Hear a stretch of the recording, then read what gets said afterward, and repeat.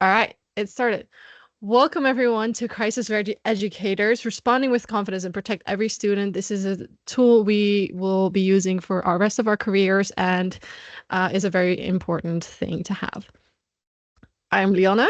I'm here together with Miriam. And and with Case? and with Case. So we are the three of the fourth years. We're all doing different studies, or I mean, different subject fields. Miriam is mathematics, Case is history. Hashtag women in STEM. Gotta put that in there. And we have all had different experiences all over the world in our past TPs, and we feel like our experiences will contribute to this very wonderful workshop. All right, imagine you're tidying your desk, and during lunch, when Maya, a usually well behaved and quiet student, knocks at your door. She looks pale and anxious, clutching her backpack tightly. She takes a deep breath and says, I don't know if I should be telling you this, but I really don't feel safe at home. My dad's been getting really angry lately, and a few nights ago, he pushed me into the wall. He said it was my fault and told me not to say anything, but it's not the first time, and I can't take it anymore. Please don't tell anyone. If he finds out I told anyone, it'll only get worse. This is a very real possibility of a scenario that could happen to you in your class. How do you feel about this? How do you feel about this encounter? What emotions might this have brought up for you? And I want to challenge you to find an emoji or maybe a GIF that resembles this feeling and prepare an explanation why it made you feel this feeling. Please put it in the chat.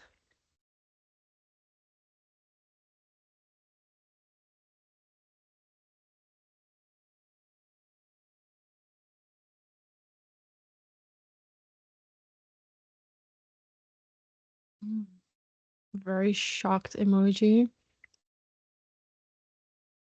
Kim is including two. Yeah, mixed feelings maybe.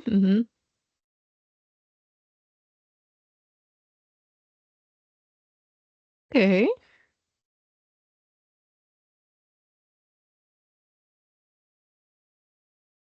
Oh wow, these are a big variety of different emojis, which is very interesting to see. Is there anyone would like to elaborate on their emoji or their response? Please raise your hand and then we can choose.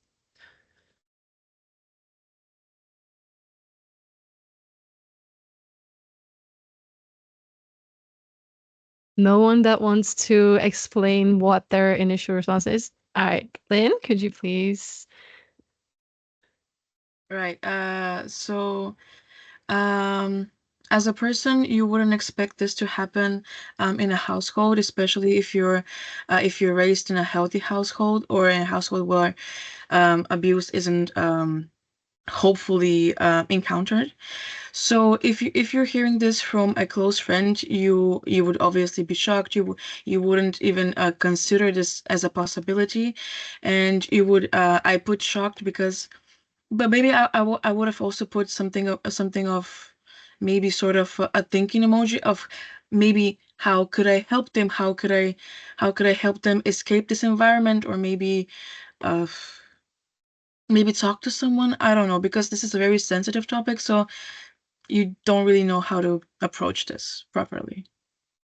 Yes. Thank you so much for sharing. To me, it's very interesting to see that everyone has such a different variety of reactions to this case, and it might have to do that some people might have experienced some of this. Um, but we'll get into that later. This was a quick starter to see what your initial reaction could be to such an intense case, and let's get into it. I'll hand it over to Miriam. Yeah, so for this workshop, you could like imagine like in your classroom, like a lot of different crises and issues can occur. Like a student might suddenly disclose something serious, such as signs of domestic abuse, like we just saw, or like just a mental health situation that can spiral quickly.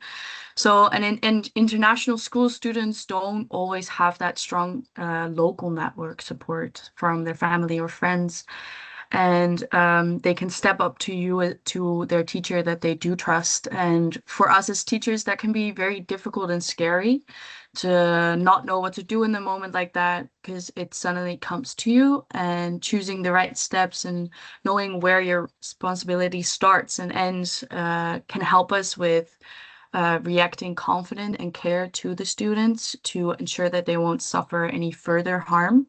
And this is not just a training for emergencies. This is also about being ready for real life and in the classroom. So what we really want to give you through this workshop is really be prepared and be confident in your own abilities to react to a situation like this. So what we're gonna talk about today, we're gonna do today is we're gonna start with a mini case study with us together. Then we're gonna go over the sources and the literature that we found, the protocols that we found that we would like to share with you guys. Then where to go and who to go to, and then we're gonna conclude our workshop. Yeah, thank you very much, Miriam. I'll take it up from here. So once again, I'm Kees. And before we actually go into some more of the research that is done, some existing protocols or some solutions or tips that we can give you to respond to these crises that can happen in a school, as a large group of educators, 22 educators, maybe you've already taught for multiple years, maybe you're just a second year at IETS, or a first year, or a third year, or a fourth year like us. But we've all had the possibility to have come in contact with one of these crisis responses, and we're very curious to actually see how you guys right now, before we actually start this workshop, if you guys have ever dealt with some crisis response before, and if you have, or if you even haven't, how comfortable would you be in your abilities to respond when it comes to these crises? So what we'd like to ask you to do is to either open the link that is in the chat, or if you have your phone by hand, please to scan the QR code and to answer 2 quick questions about if you have ever dealt with these crisis response before, and how you feel when it comes to responding to crises such as a crisis from the introduction. So I'll give you guys a quick minute. Shouldn't take that long for 2 questions. 2 minutes to answer the QR codes, answer this small case study. And then we'll take a look at the results. And remember, it's anonymous, so please answer truthfully.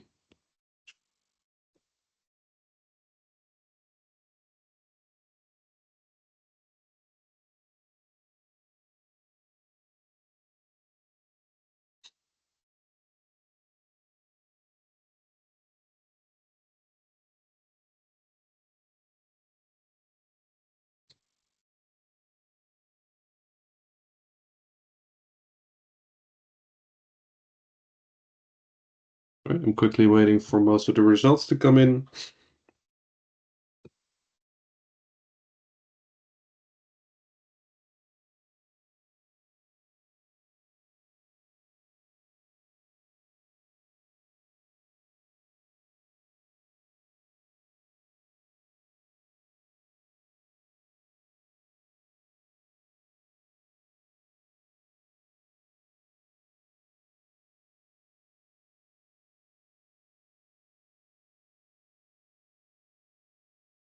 Okay, Liana, could you go to the next slide, please?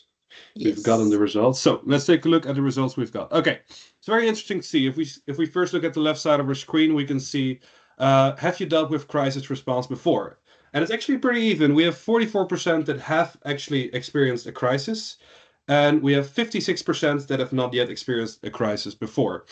We are, of course, a lot of us, well, I guess even 19 of us in this call, if I take a quick look, have not yet stood before the classroom longer than 4 years. So it's very interesting to see that already almost half of us have experienced something that relates to crisis. And if we take a quick look to the right side of our screen, we can see that the number 3 pops up very quickly.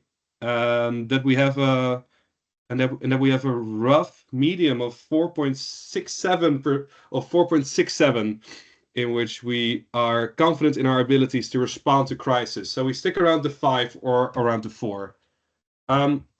Is there anyone who would like to further go into detail maybe about an experience that they've had before with crisis response, or why they put down a 3, or someone put down an 8, someone put down a 1? Is there someone who would like to elaborate on an answer they have given? Of course, it's a very sensitive topic, so only if you feel comfortable, of course. Camille, would you like to respond? Or Rachel? I see two of you. I see two. Yeah. Yes, so for me it was during my last TP. A girl of like she was around like 10 years old, and she was usually always super happy and hugging all the teachers, and that one day out of nowhere she just started crying, but like really really heavily, and I didn't understand why. So I took her to the teacher office, and she wouldn't talk, even though we were like quite close, and she would usually talk to me. And then her friend told me that she had a wound in her back, and it was in a spot where it's not like you can fall on your back and get a wound in the specific spot. So because of like the context, I knew that like physical punishment was not uncommon in the village where I was teaching. And I just really didn't know how to react and like how to talk, because like she didn't want to talk about it, and it was just obvious. So yeah, that was my sharing. Thank you for sharing. Yeah, it's always such a heavy. It sounds like such a heavy topic, and it is always a very heavy topic, and it's actually quite normal to not know how to react. Because in a minute we're going to go to the literature that we have also reviewed, the research that we've done ourselves, and although we're only with 21 people, the literature that we have seen actually comes very close to the answers that you guys have responded in this mini case study. So thank you all for sharing your experiences, and thank you for sharing your story, Camille. Yeah, so I'll take over from now. So we've done some research, and our research was really based on why is it important to know how to react to these crises. And we've put some quotes from our sources there, but like it says that a lot of students that walk in our classroom or in our classroom carry a lot of things like stress, fear, trauma, and experience a lot of things like that. And that can be very I don't know, it can have a lot of impact on the children. And there's just a lot of gaps between what we do and what we know about it, because it does happen a lot. And it says that only 1 in 3 schools have a mental health policy. So if we look back on the mini case study that we've done on how confident we are in our abilities, it makes sense that we're not that confident, because some of the schools don't even know what to do or don't even have a protocol to be like, okay, if a student comes to you with such a crisis to you then they don't have a policy, of course we cannot expect from the teachers to know what to do. So it also says that less than half of the teachers feel confident when handling a mental health crisis. And again, only 1 in 3 schools even have a mental health policy in place. That means that they just don't have a clear plan.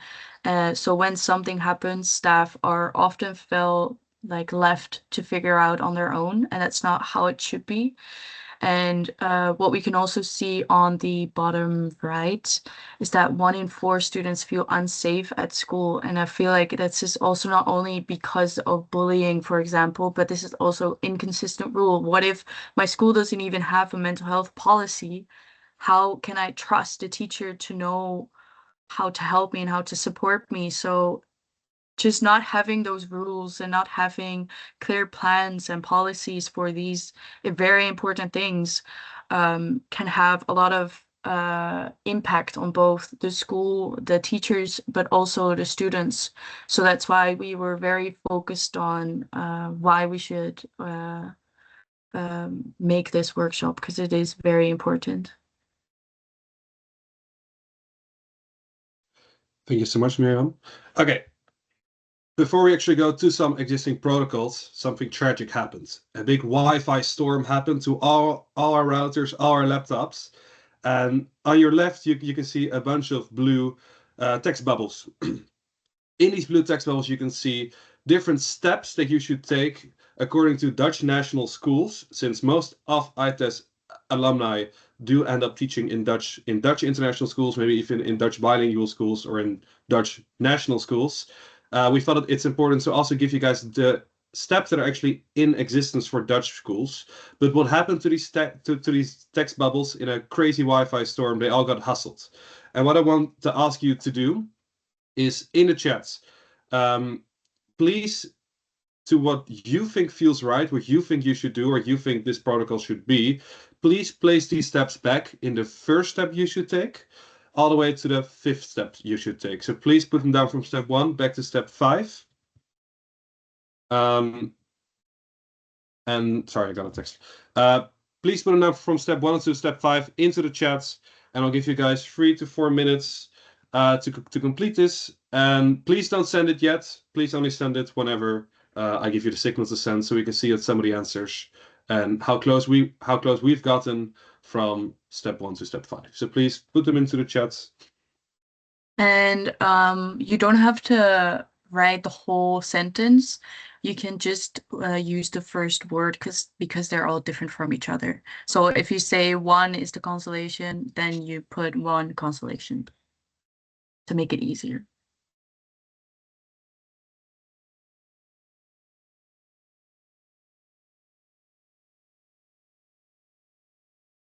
Small hint, you can look at the international one. Yeah, take a look at the international one. For some reference, this is from the International School of Hiroshima. Thanks to Lianne. Lianne has taught in the International School of Hiroshima. So also take a look if you're struggling. You can take a look to the right one, to the School of Hiroshima.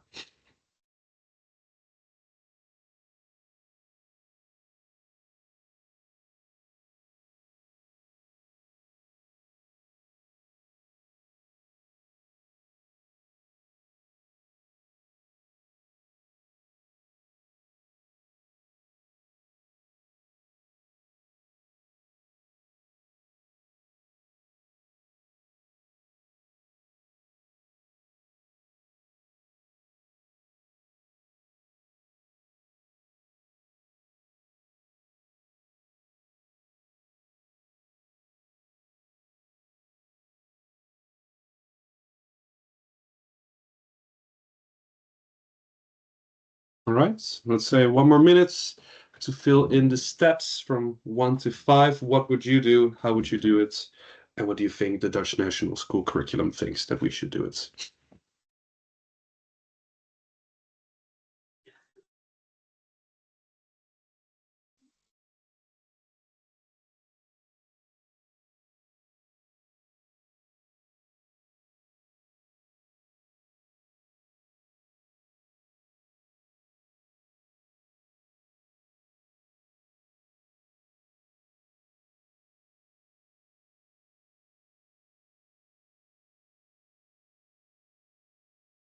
If you are done, could you please put a thumbs up so that we know how much? Nice one, Kami. But just a thumbs up or send the emoji so that we know. Okay. See 1, see 2, I see 3. Okay, quite a lot of you are finished. I see. Okay, I would say if you're finished, you can send it into the chat, and then we can take a look how much we agree with each other. All right, let's take a look. Or Nick did it in encrypting codes. It makes sense. All right, so I'm seeing that a lot of us put documenting the steps first and transfer to authorities as the last viable option almost for everyone. Is there someone who would like to go into detail on why they put which step in on what place and in what order?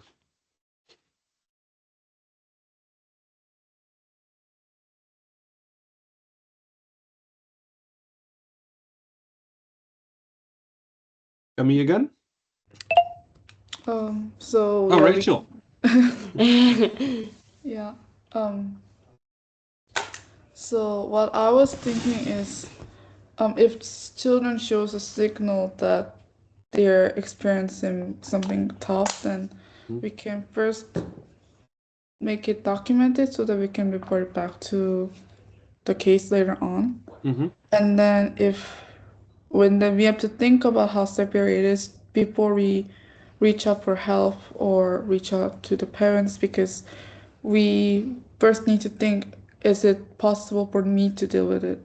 And then we move on to the colleagues or parents. And then if we think it's needed, we move on to the colleagues and consult with them to get some advice. And then then we can talk about how we can deal with this, and then we can talk about how to go to the parents, what do we discuss with the parents. And then we actually meet with the child and the parents. And then if it's not resolved still, then we can actually go to the authority to fix the case Mm-hmm. if needed. So that's why we put that in the order. Yep. Very, very logical order. Thank you for sharing. Is there anyone else who would also like to share, or maybe would put some other steps first or another step later? I can say something. I started actually with consultation with colleagues, because I figured I would sort of very informally say, have you noticed that too? Is that just in my class? That would be my first step. And then together probably consider the severity of the case. If it is more, not just in my class, but in other people's class as well, what might be possible solutions? Has anyone heard anything? And from then, I said, we start also documenting, and then the rest of the steps as well. Yeah, also of course very logical order to first consult with colleagues. Hey, should I actually do something about it? What do you guys think? Have you guys seen this? It's all are very viable options, of course. There's not really a wrong or a right. But we do, however, want to show you guys how the Dutch schooling would do it, and you both were very close. So Lianne, could you go to the next slides? So this is actually how the Dutch national schools do it. This is a legal procedure in the Netherlands to have at least it in somewhat these steps. In every school, it's going to be worded a bit different, but probably if you would go through a lot of different Dutch schools and a lot of different Dutch policies, you would see a lot of these steps being copy pasted into every protocol and every step-by-step plan, because it all needs to be the same legally. So according to the Dutch national schools, the first thing you should always do is document signals. Always have proof of what you're going after. Do you see bruises? Do you see a change in mood, attitude, a change in a student's social life?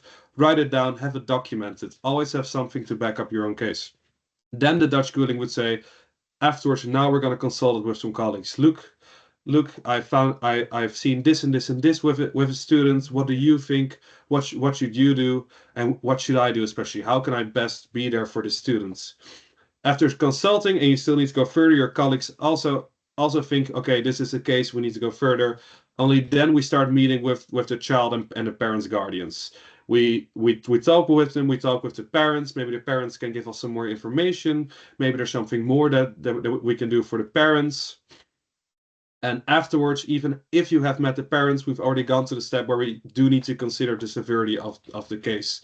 What shall we do? And only after we have discussed thoroughly with the parents, with different staffs, with different partners, then we transfer the case to the authorities in case of absolute needs. And as you can see, if we take a look, Lianne. Okay, so we have to go on because we don't want to do this activity. I'm gonna cut you short. Sorry. Time management, everyone. So what we want to do right now, we have made some rooms, so we're gonna go in breakout rooms. We have prepared some cases, just like we have in the beginning with the Imagine part.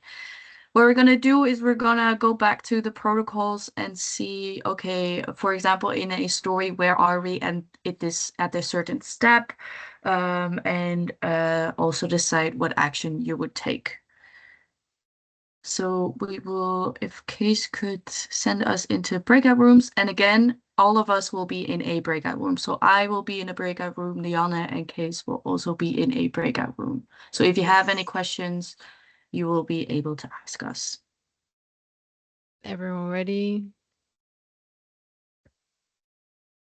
If correct, you're being sent there in 10 seconds. Probably less now. Okay. We'll join you See you guys in a shortly. minute.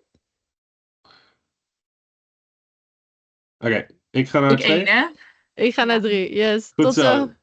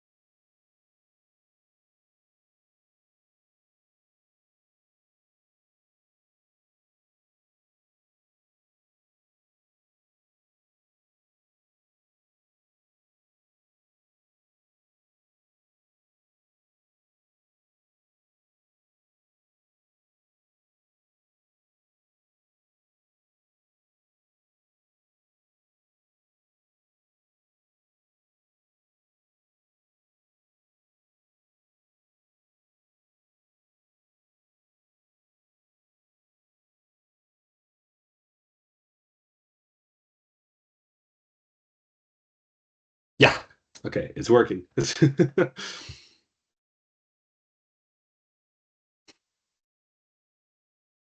Perfect. So first, I just Hello. want to thank everyone for participating in these cases. These cases are quite severe. They're not easy to talk about. It can be very personal and very emotional. And I don't know what happened in the other rooms, but I can probably thank everyone for participating in these difficult conversations. Yes. Right. To finish off this workshop, we also want to give you guys a quick example once again of some existing mediums on how to act, how to react. It's again a Dutch method, internal support, 2024-2025.